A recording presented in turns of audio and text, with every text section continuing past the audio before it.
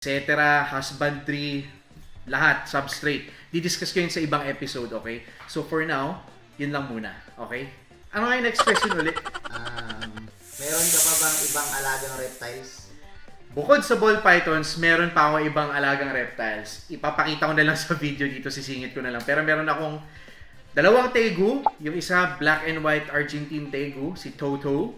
At yung pangalawa, yung red tegu ko. Na i-announce ko pa lang kung sino nanalo sa ating raffle sa Credible Pythons. Kasi nagpa-raffle ako kung sino may pinakamagandang suggestion na pangalan para sa aking red tegu, mananalo ng libreng ball python next season. Siyempre pag na-breed na natin, okay? Okay mga Credit Peeps, bago pala matapos tong episode na to, gusto ko lang pasalamatan ang lahat na nagpasa ng kanilang mga suggestions at entries para sa aking Name That Red Tegu contest, okay? So, next episode, i-announce natin kung sino